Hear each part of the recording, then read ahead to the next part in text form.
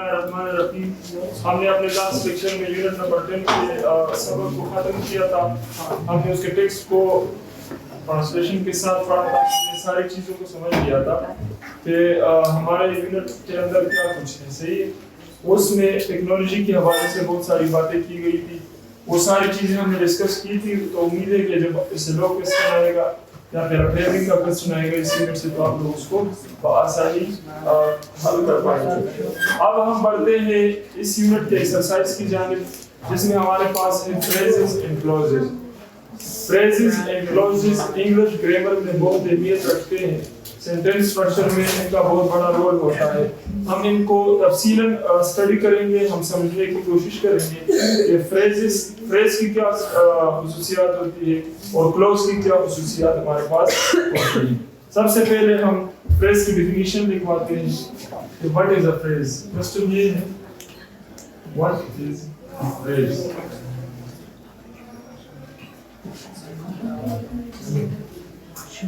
आप लोग अपने पास नोट करते जाए, जो जो चीज मैं लिखवाता हूँ।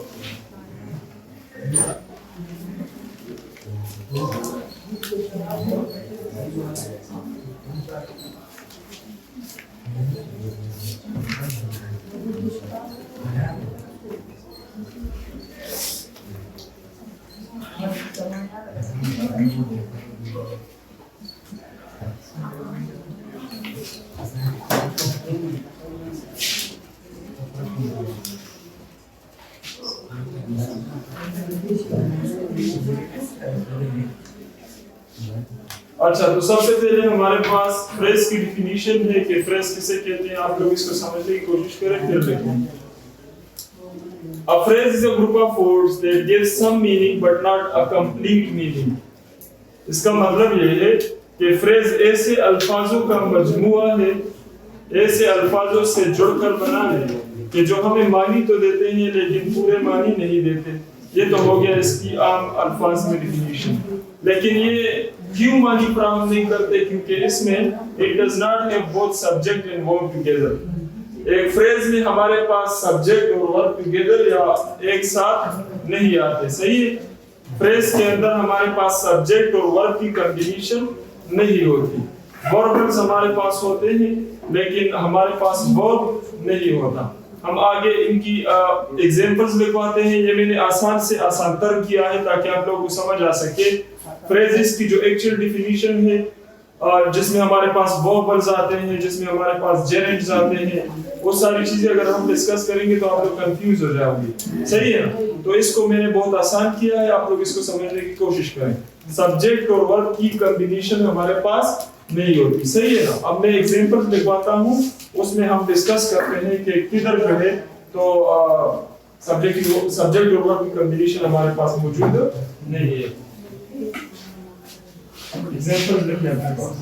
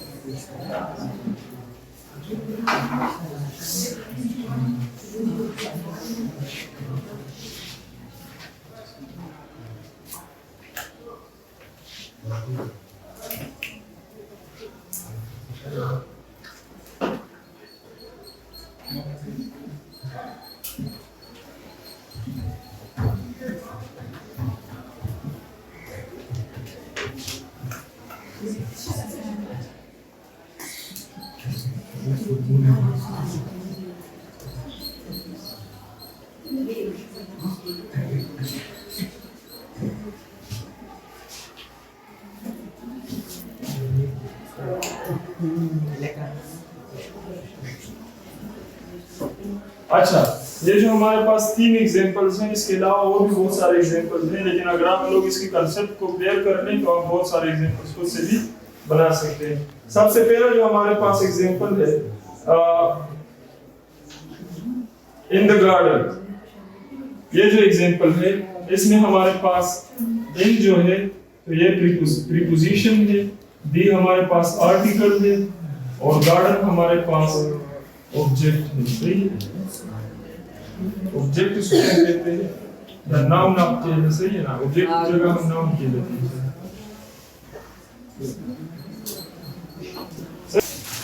जिस तरह मैंने डेफिनेशन में बताया कि हमारे पास एक फ्रेज के अंदर सब्जेक्ट और वर्ब की कॉम्बिनेशन नहीं होती, सब्जेक्ट और वर्ब एक जगह पे नहीं आते। इस सेंटेंस में ये जो सॉरी फ्रेज है इसमें आप देखें तो इन हमारे पास प्रीपोजिशन है, दी हमारे पास आर्टिकल है और गार्डन हमारे पास नाउन है। इसमें आप लोगों को सब्जेक्ट और वर्ब नजर नहीं आएगा। अब कुछ सेंटेंसेस ऐसे भी हैं कि जिसमें आपको लगेगा कि वर्ब मौजूद है लेकिन वो वर्ब नहीं होता, वो वर्बल होता है। सही है ना, वो मैं आप लोगों को इधर आइडेंटिफाई करा देता हूँ कि वो क्या चीज है, वो भी थोड़ा सा इंपॉर्टेंट है फ्रेज के मुताबिक, वो हम डिस्कस करते हैं। आप लोग देखें, टू ईट,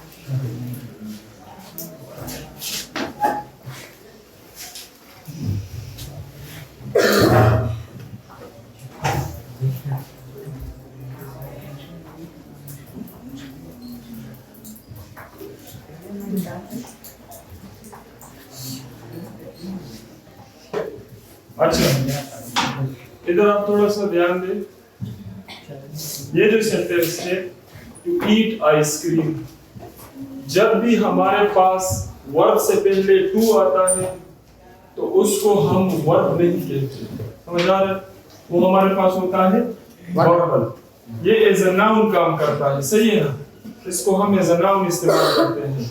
इस सेंटेंस में जिस तरह ईट हमारे पास वर्ब है, उससे पहले टू आया है तो ये एज अ नाउन काम कर रहा है। तो आप लोग इससे आप लोगों ने इस चीज को समझना होगा कि वर्बल क्या होता है। अगर ये तो हो गया टू ईट, ये टू आता है उसके बाद वर्ब आता है तो वो एज अ नाउन काम करता है। अगर हमारे पास किसी जगह पे लेट्स सपोज ईटिंग आ गया, अगर लास्ट में आईएनजी आता है तो वो होता है, वो भी वर्बल होता है। सही है ना, वो भी एज अ वर्बल काम करता है, एज अ नाउन काम करता है, उसको हम वर्ब के तौर पर फ्रेज के अंदर यूज नहीं कर सकते। सही है ना, फ्रेज के अंदर, समझ आ रहा है? तो ये चीज आप लोगों को क्लियर होनी चाहिए। अब आप में से बहुत सारे स्टूडेंट्स कहेंगे कि ईट तो हमारे पास वर्ब है, लेकिन अगर उससे पहले टू आया है तो इट मींस कि ये वर्बल हो गया, ये वर्ब नहीं है। सही है ना, तो अब आप लोगों को ये चीज उम्मीद है कि क्लियर हो गई होगी। और फ्रेज की डिफिनीशन की जाने बातें हैं, ये थोड़ा सा कॉम्प्लेक्स है, इसमें ज्यादा हम जाएंगे तो आप लोगों को फिर समझ नहीं आएगा, लेकिन आप लोग इस अपने माइंड में एक चीज रखिए कि वर्ब फ्रेज में हमारे पास सब्जेक्ट और वर्ब की कॉम्बिनेशन नहीं होती। सही है, इन सेंटेंसेस इन फ्रेजेस में आप देखें तो हमारे पास सब्जेक्ट नहीं है। अच्छा, ये जो सेंटेंस मैंने लिखा है, ये मैंने पूरा सेंटेंस लिखा है, ये फ्रेज नहीं है। Ali is in the garden, is हमारे पास इधर जो है तो एज अ मेन वर्ब काम कर रहा है, लेकिन अब आपने सेंटेंस में से फ्रेज को आइडेंटिफाई कैसे करना है ये चीज मैंने समझाने की कोशिश की। अगर आप इस सेंटेंस में से अली इज को निकाल लें तो इन द गार्डन हमारे पास फ्रेज बन जाएगा, इस तरह इधर है। सही है ना, Ali is in the garden. देखिए ये पूरा सेंटेंस है, सब्जेक्ट भी हमारे पास मौजूद है, वर्ब भी हमारे पास मौजूद है और ऑब्जेक्ट भी हमारे पास मौजूद है। लेकिन अगर आपको कहा जाए कि आपने सेंटेंस में से फ्रेज को आइडेंटिफाई करना है तो वो कैसे करते हैं? आप लोग अगर इसको निकाल लें तो ये जो बाकी सेंटेंस का हिस्सा बचता है ये हमारे पास फ्रेज कहलाता है। समझ आ गया? ये हो गया फ्रेज को आइडेंटिफाई करने का तरीका सेंटेंस में से। सही है ना? तो ये हमारे पास फ्रेज था। फ्रेज क्या होता है, उनकी 3 एग्जांपल्स भी हम लोगों ने पढ़ ली। आप लोगों ने घर जाके 5 एग्जांपल्स लिखनी होगी, सही है ना। अच्छा, अब हमारे पास फ्रेजेस की बहुत सारी टाइप्स भी है। नाउन फ्रेज,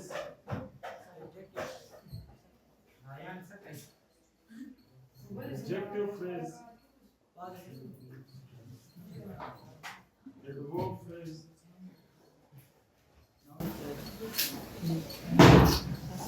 prepositional phrase,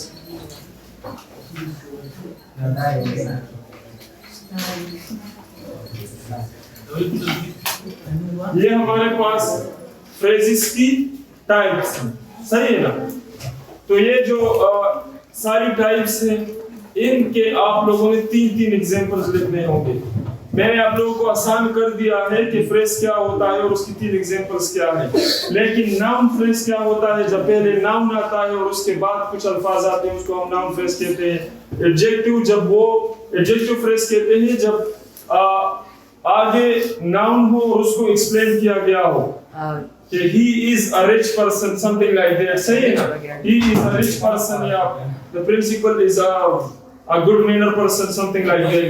जब आप एडजेक्टिव को इस्तेमाल करें और वो फ्रेज बन जाए, वो मतलब उस नाउन को आइडेंटिफाई करे कि ये नाउन क्या है, इसकी मैनर क्या है, ये किस तरह का बंदा है, वो उसको डिफाइन करे, तो उसको हम एडजेक्टिव। इसी तरह एडवर्ब और प्रीपोजिशनल फ्रेजेस, एडवर्ब और प्रीपोजिशनल फ्रेजेस हमने ऑलरेडी पढ़े हैं, वीडियो क्लासेस में हमने डिस्कस की है, तो आप लोग उस चीज को अपने माइंड में बिठा दें कि ये हमारे पास है। एडजेक्टिव फ्रेजेस को भी हमने पढ़ा था, सिर्फ नाउन फ्रेजेस को नहीं पढ़ा था, इसके अलावा ये तीनों टाइप्स हमने पढ़ ली है, सही है ना। तो ये हमारा फ्रेजेस का टॉपिक था।